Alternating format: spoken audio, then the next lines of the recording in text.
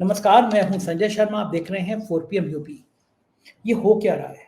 प्रधानमंत्री का बनारस निर्वाचन क्षेत्र बनारस, हजारों करोड़ का कफ सिरप नशे का कारोबार, मुख्यमंत्री और प्रधानमंत्री की नाक के नीचे, सारे आरोपी भारतीय जनता पार्टी के जुड़े हुए बाहुबली और बुलडोजर का है। आप कितना भी बड़ा अपराध करो, सरकार आपके साथ है, विदेश भाग जाओ। गोवा में एक नाइट क्लब में आग लगी, लूथरा बंधुओं को पकड़ने पुलिस गई। उससे पहले लूथरा बंधु थाईलैंड भाग गए, मसाज करा रहे होंगे। विजय माल्या से लेकर नीरव मोदी तक एक लंबी लाइन है।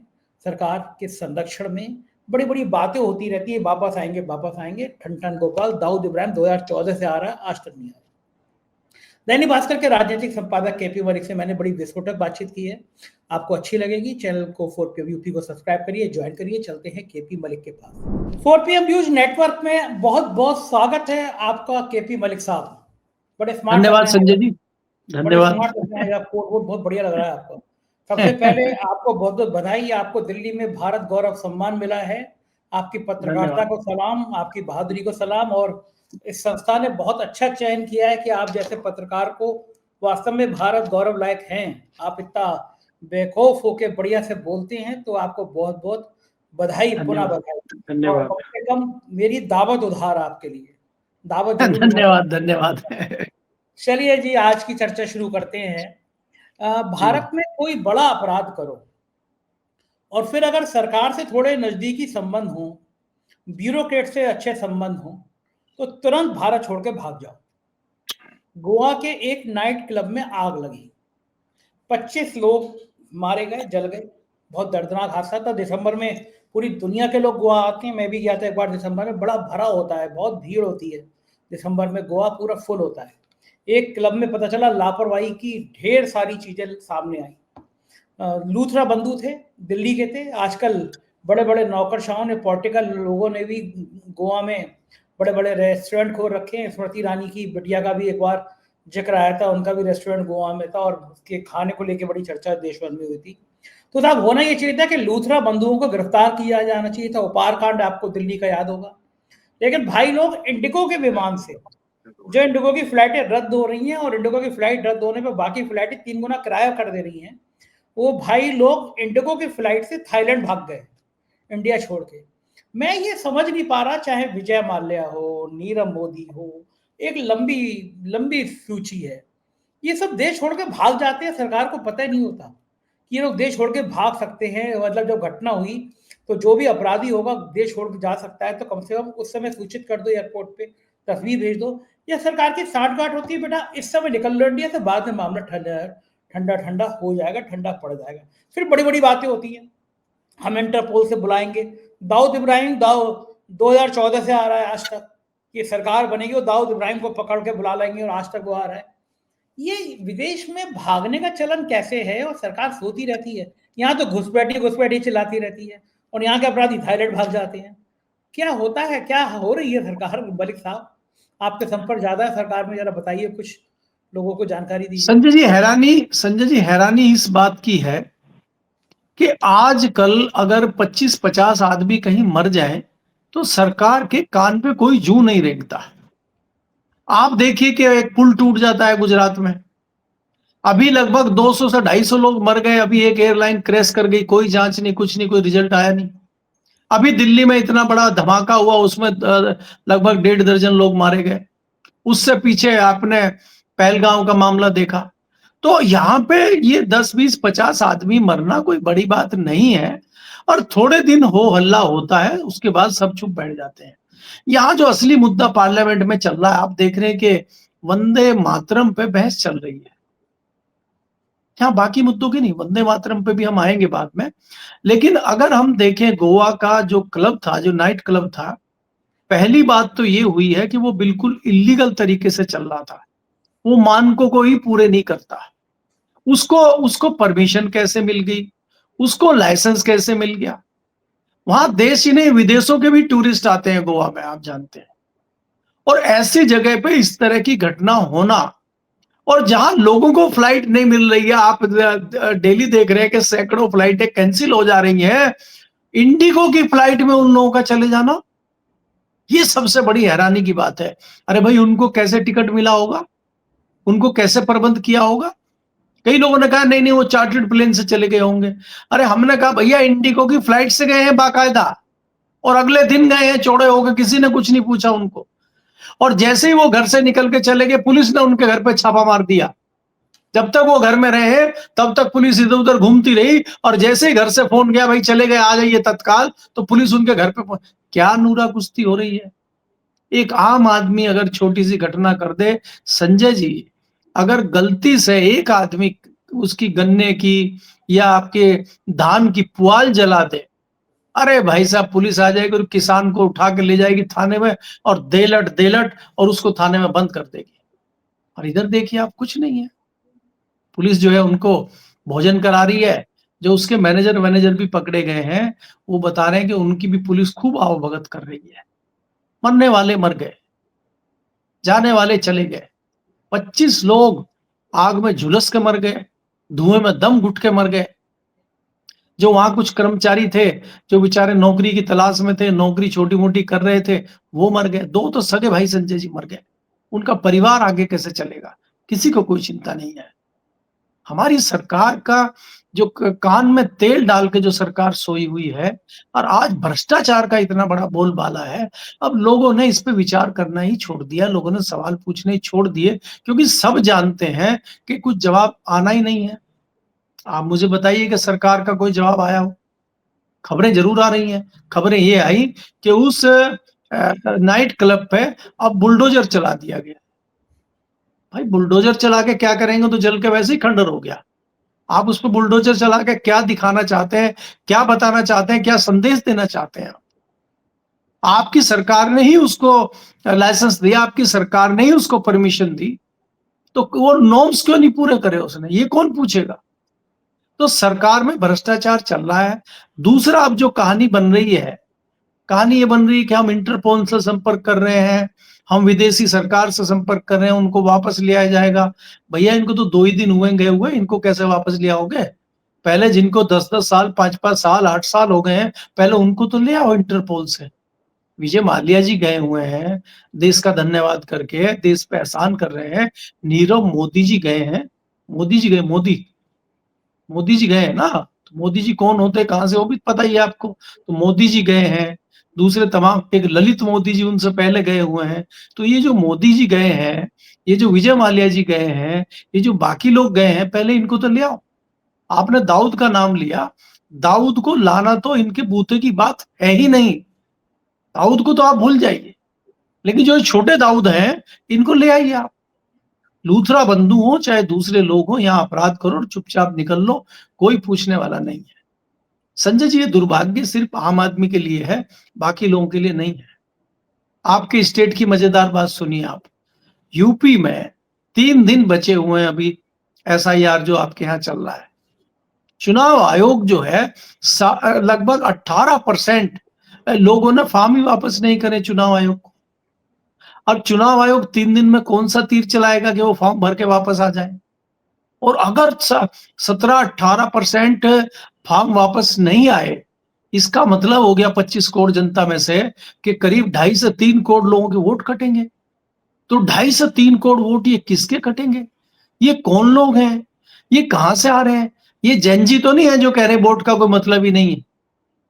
और दूसरी बात संजय जी, एक और अनोखी जो हमारे रिपोर्टरों से बात हुई, हमारे लोगों से बात हुई है, कि गांव में सत्ताधारी दल ने तो कैंप लगाए हुए हैं, विपक्ष वाले भी घूम रहे हैं घर घर, लेकिन जो शहर हैं, जो थोड़े कस्बे हैं, बड़े शहर हैं, जैसे हमारा गाजियाबाद है, मेरठ है, आगरा है, आपके उधर लखनऊ है, या बड़ा शहर आपके यहाँ है, वहां पे लोग ज्यादा ध्यान ही नहीं दे रहे हैं वोट वोट पे। क्योंकि जो युवा है वो बहुत ज्यादा ध्यान नहीं दे रहा मतदान पे, या उसको वोट बनवाना भी है, नहीं बनवाना है। पहले कई शहरी लोग इसको इसलिए बनवा लेते थे कि भाई आपके पास आधार कार्ड है नहीं, किसी के पास डीएल होता था, किसी के पास पासपोर्ट होता था, तो आपको एक सरकारी डॉक्यूमेंट चाहिए, तो कई जगह आपका वोटर आई कार्ड काम आ जाता था। कई लोग तो शहरों में इस नाते इसको बनवाते थे, वोट डालने में उनका इंटरेस्ट था ही नहीं। तो ऐसे में जो फॉर्म वापस नहीं आ रहे हैं, और शहरों में तो बड़ी तादाद में वापस नहीं आए, तो अगर एक शहर में से 2 लाख फॉर्म वापस नहीं आए हैं, तो गाजियाबाद जैसे शहर में से 2 लाख फॉर्म वापस नहीं आए हैं, अगले 3 दिन में कितने आ जाएंगे जो 1 महीने में नहीं आए? तो इसका मतलब आप 2 लाख वोट काट देंगे। तो ये कौन है जो वोट कटवा रहे हैं? ये कौन है जो सीरियस नहीं ले रहे हैं? और क्या चुनाव आयोग इस पे समय बढ़ाएगा? नहीं बढ़ाएगा। बढ़ा भी दिया तो क्या हो जाएगा? और क्यों इतनी जल्दी लगी हुई है? उत्तर प्रदेश में तो कोई चुनाव है नहीं। तो सरकार जो है एसआईआर पे जोर दे रही है, सरकार वंदे मातरम पे जोर दे रही है, सरकार इस चीज पे जोर नहीं दे रही है कि ये जो क्राइसिस चल रहा है इंडिगो का, इसको कैसे खत्म किया जाए। इसमें आपने ये भी देखा है कि किस प्रकार से इंडिगो चालाकी कर रही है। एक पुराने पत्रकार हैं शंभुनाथ शुक्ला जी, उन्होंने अपना अनुभव बताया कहीं से सोशल मीडिया पे घूम रहा है उनका, कि उनको मैसेज आया कि आपकी फ्लाइट कैंसिल हो गई है। वो परेशान हो गए कि सुबह की फ्लाइट थी, तो उन्होंने दूसरी फ्लाइट चेक करने के लिए दूसरा कहा कि हाँ आपको टिकट मिल जाएगा, और वो टिकट लेके गए और वो सेम फ्लाइट में उनको चढ़ा दिया गया, और बाद में पता चला वो आधी फ्लाइट खाली थी। ये देखिए आप कमाल की बात, आधी फ्लाइट खाली थी। एक इसी तरह के मेरे दोस्त से बात हुई कि वो कलकत्ता से दिल्ली आ रहे थे, बोला बाहर मारा मारी है, और जब हम कलकत्ता से दिल्ली आ रहे तो आधी फ्लाइट खाली है। ये क्या समीकरण है? ये क्या हो रहा है? ये जनता को क्यों मूर्ख बनाया जा रहा है? ये हो क्या रहा है किसी की समझ में नहीं आ रहा है अभी। तो बहुत सारी ऐसी चीजें हैं संजय जी जो आम जनता की समझ में नहीं आ रही है। तो आपने जो सवाल किया था मैं उसी पर समापन करता हूं कि ये जो गोवा में तमाम लोगों के जो मृत्यु हुई है, जो लोग असमय पे अकाल मृत्यु जिनको प्राप्त हुई, हमारी संवेदनाएं उनके साथ है, लेकिन क्या सरकार की संवेदनाएं उनके साथ है, उनके परिवार के साथ है? आप उनके परिवार के साथ मजाक कर रहे हैं या उनके परिवार के जख्मों पर मरहम लगाने का काम कर रहे हैं? आप क्या, आपका फर्ज बनता है कि उनको सजा दी जाए, और आप उनको जो है सेफ पैसेज दे रहे हैं देश से बाहर जाने का। ये क्या मजाक हो रहा है देश के साथ? ये सवाल कौन पूछेगा? जो सवाल पूछेगा उसी पे केस करेंगे क्या? बिल्कुल तो ठीक बात स्थिति बहुत विकट है जी। बिल्कुल ठीक बात है मलिक साहब। और मुझे इसी चीज से याद आया कि ये नौकरशाही करती क्या है, सत्ता क्या करती है। प्रधानमंत्री के निर्वाचन क्षेत्र वाराणसी में नकली कफ सिरप का मामला पूरे देश भर के, पूरी दुनिया की सुर्खी बन गया। 2000 करोड़ का रैकेट, नकली कफ सिरप, कुछ बच्चों की मौत भी हुई है, ऐसी खबरें आई हैं। सरकार के अफसर डरा रहे हैं कि अगर ऐसी खबरें प्रसारित करोगे कार्रवाई हो जाएगी।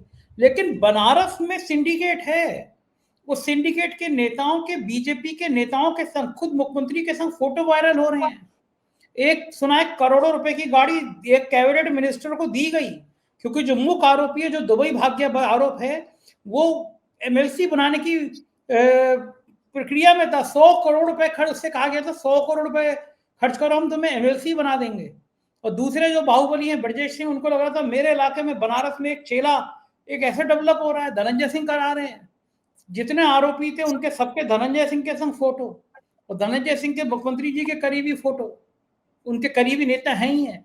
और सबसे बड़ी बात है, सारा सिंडिकेट बनारस में चल रहा, और किसी के घर भी अभी तक बुलडोजर नहीं चला। बुलडोजर क्या, उत्तर प्रदेश में केवल दलितों के घर पे, पिछड़ों के घर पे, मुसलमानों के लिए चलने के लिए है। विपक्ष कह रहा है ना कि भैया दिखाओ ना बुलडोजर। जिनके संग फोटो हैं, जिनकी गाड़ियां करोड़ों करोड़ रुपए की गिफ्ट गाड़ियां हैं, ट्रैक रिकॉर्ड बता रहा है कि गाड़ी किसी और के नाम से है, लिंक निकलना है, गाड़ी कहां से आई है, गिरफ्तारी नहीं। क्योंकि वो बाहुबली हैं, वो बीजेपी से जुड़े नेता हैं। आप सोचो, नशीली दवाओं के लिए कफ सिरप पी रहे हैं, कौन पी रहा होगा? 15 रुपए का कफ सिरप हजार में बिक रहा है। ऐसी बड़ी बड़ी दवाओं की कंपनी नशे का कारोबार कर रही है, और कोई मतलब नहीं। कोई ड्रग के अफसर को अभी तक जेल नहीं भेजा गया। बनारस में एक चर्चित ड्रग इंस्पेक्टर है, उसके लिए कहा जाता है उसकी कोटी कोटी 10 करोड़ की है। कोई जांच नहीं है ड्रग वालों पे, और ये काम है बनारस में प्रधानमंत्री के निर्वाचन क्षेत्र में। तो चाहे गोवा में ऐसी नाइट क्लब में आग लगे, बनारस में नशीली दवाओं का कारोबार हो, प्रधानमंत्री कहते हैं देश को नशे से मुक्त करेंगे। अपने निर्वाचन क्षेत्र में हजारों करोड़ का ड्रग्स, नशीली दवाएं सप्लाई हो रही हैं, किसी को होश नहीं था, सारों तो चल रहा था रैकेट। मलिक साहब हो क्या रहा है ये सत्ता अब ये भी संजय जी मैं इसका बहुत ज्यादा तर्जुमा नहीं करूंगा, बहुत ज्यादा तफसील में नहीं जाऊंगा। आपसे खाली नाम पूछूंगा कि बनारस के सांसद कौन है। परम आदरणीय प्रधानमंत्री श्री नरेंद्र मोदी जी। जब महामानव बनारस के सांसद हैं, वहां वहां कहां आप इतना चिंतित हो रहे हैं? महामानव के दफ्तर में पीएमओ में सट्टा चल रहा है, चिंतित उस पे आप होइए। और उस सट्टे पे आप किसको पकड़ रहे हैं? छत्तीसगढ़ के पुराने सीएम और उसके बेटे को बता रहे हैं, जो जा चुके हैं कांग्रेस के। क्योंकि भाजपा में तो ये सट्टे-वट्टे इस तरह की चीजें चलती नहीं है। और ये क्या हुआ? ये चिंगारी तो छत्तीसगढ़ से चल के सीधी महामानव के दफ्तर में आ गिरी, और ऐसे एकदम से गिरी कि लोगों को समझ में ही नहीं आया ये क्या हुआ। तो हमारे लिए आश्चर्य वाली बात ये है कि पीएमओ में बैठ के सट्टा चल रहा है।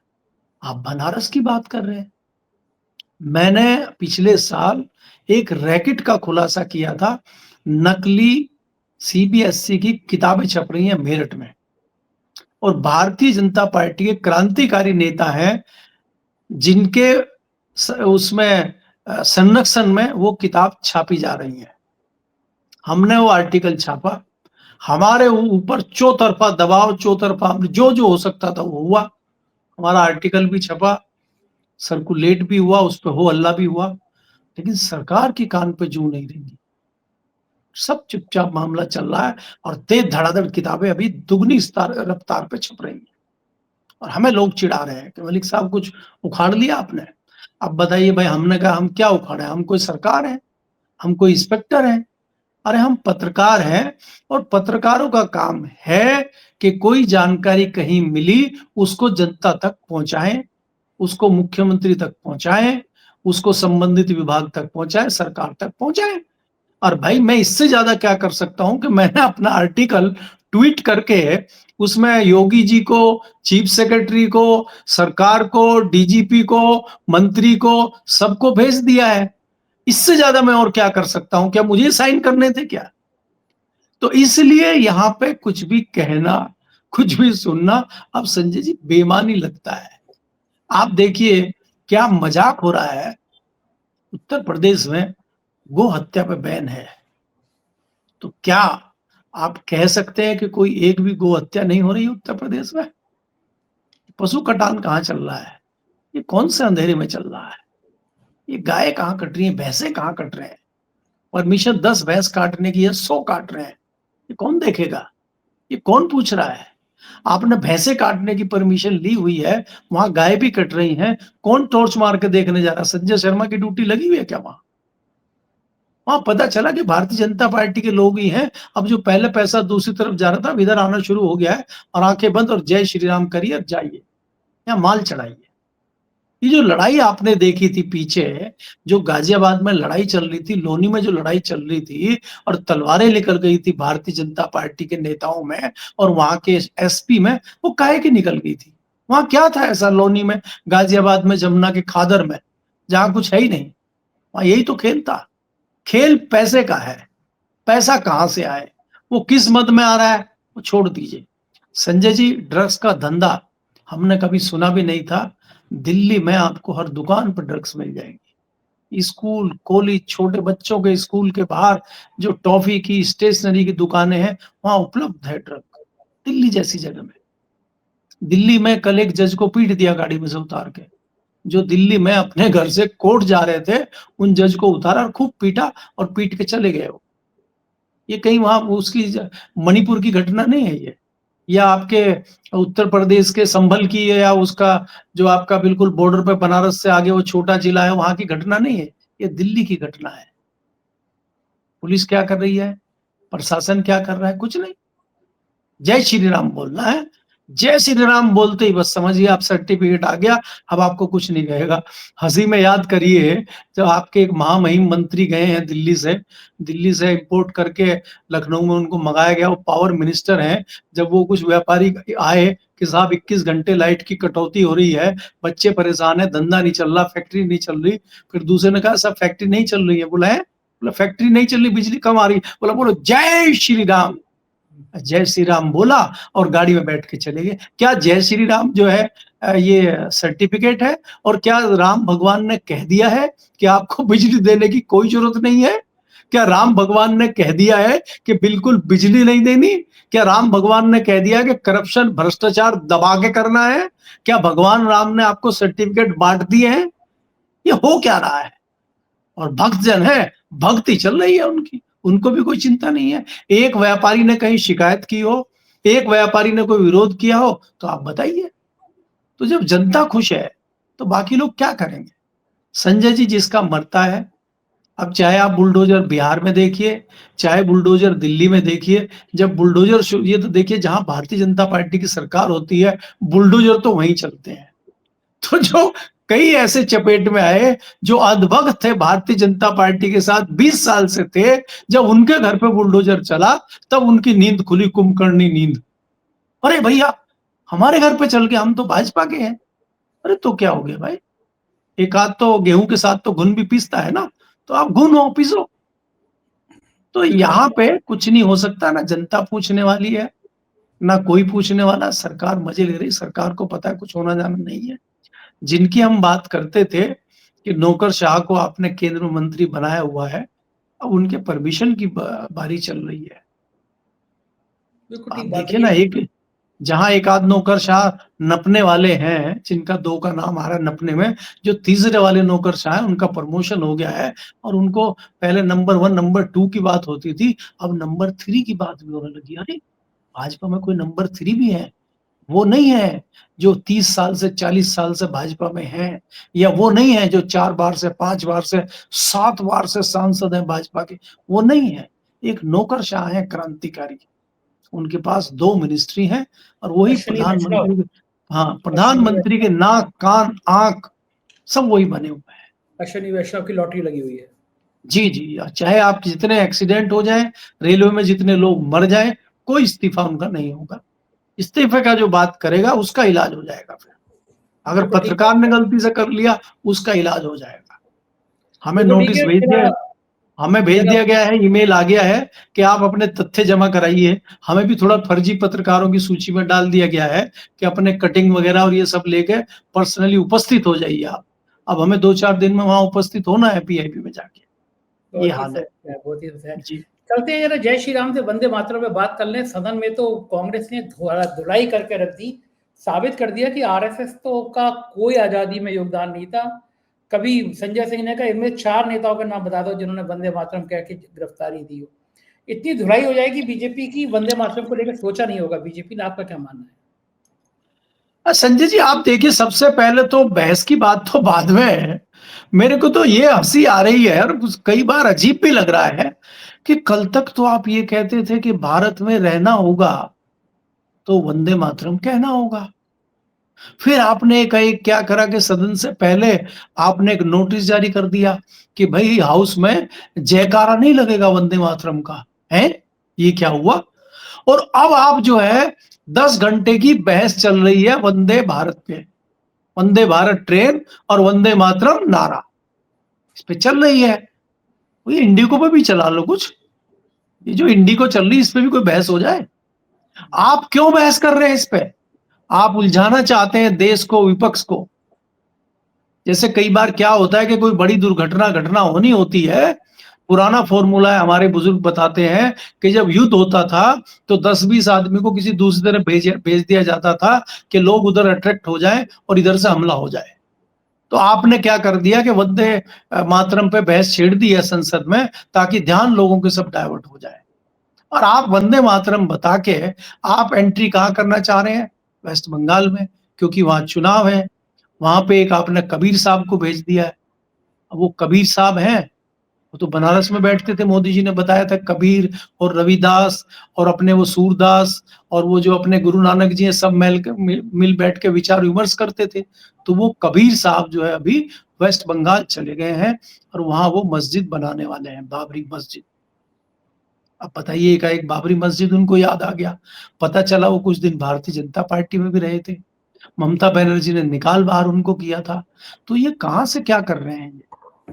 तो ये रणनीति ये है कि आने वाले समय में चुनाव कैसे जीता जाए। संजय जी आपको पता है, जब प्रधानमंत्री ने लोकसभा में एंट्री करी तो उनके सांसदों ने खड़ा होकर स्वागत कैसे किया कि बिहार तो हमने ले लिया है, अब वेस्ट बंगाल की बारी है। बताइए, सीधे आप पार्लियामेंट में भी इस तरह की चीजें करें, मतलब आप इलेक्शन ही देख रहे हैं, देश पे कोई चर्चा नहीं हो रही। आप बताइए, क्या भ्रष्टाचार पे चर्चा नहीं होनी चाहिए? आपको नहीं बताना चाहिए कि आपने एक एनटीए नाम की संस्था बनाई हुई है, नेशनल टेस्टिंग एजेंसी, जो हर एग्जाम लेने का काम करती है, और उसके सारे एग्जाम जो है फर्जी हो रहे हैं, सारे एग्जाम में पर्चा लीक हो रहा है, वो कुछ नहीं कर पा रही है, वो पैसे की लूट कर रही है। एक फॉर्म भरने में एक बच्चे का कितना पैसा खर्च होता है, और वो पल्ला झाड़ के खड़ी हो जाती है। आज तक जितने एग्जाम कराए हैं सब में पर्चा लीक हो जा रहा है, सब परीक्षाएं रद्द करनी पड़ती हैं, उस पर आप चर्चा नहीं करते। आप वंदे वंदे मातरम पे चर्चा कर रहे हैं। 100 साल पहले, 150 साल पहले का वंदे मातरम आज क्या करेगा? वंदे मातरम है क्या? वंदे मातरम है कि आप माँ की आराधना कर रहे हैं, माँ की पूजा कर रहे हैं, तो माँ की पूजा करिए, कौन रोक रहा है आपको?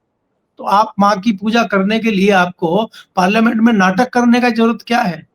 आप करिए ना। तो ये सब ध्यान भटकाने का और सब दूसरी चीजों से पल्ला झाड़ने का ये एक तरीका है भारतीय जनता पार्टी का। सबसे पहले तो शीतकालीन सेशन इतना बड़ा होता था, उसको छोटा करके रखा। कुछ दिन आपने हो हल्ले में गुजार दिए। एक दिन पहले आप सोनिया गांधी, राहुल गांधी के ऊपर एफआईआर करते हैं ताकि ये जाके सदन में हो हल्ला करें। दूसरा, एसआईआर के मुद्दे पे आप जल्दी से बहस नहीं करना चाहते। अब आप उसके बाद सर के मुद्दे पे बहस करने को तैयार हुए हैं, उस पर 2-4 दिन निकल जाएंगे, तब तक आपका समय हो जाएगा कि भैया पार्लियामेंट खत्म, 19 तक है। तो आप क्या करेंगे?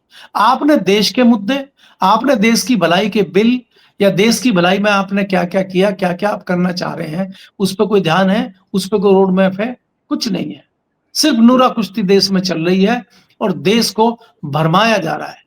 संजय जी, मैं आज आपको बहुत ईमानदारी से कहना चाहता हूं कि जो विपक्ष में लोग पहले भी आए हैं, भारतीय जनता पार्टी भी विपक्ष में रही है, लेकिन जनता लोगों के साथ रही है।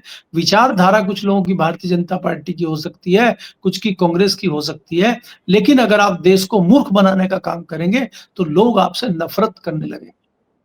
बिल्कुल और ठीक अगर है। लोगों ने देखिए, इस तरह से नफरत शुरू कर दी तो उसके परिणाम बहुत गंभीर होंगे। जी। बिल्कुल, बिल्कुल ठीक कह रहे हैं। बहुत-बहुत शुक्रिया मलिक साहब, आज आपने इतनी बेहतरीन बातें हम लोगों को बताई। धन्यवाद आपका। ये देखिए अभी मलिक जी, पूरी बातचीत आपने सुनी, कैसी लगी बातचीत? बताइएगा ज़रूर। शुक्रिया, थैंक यू।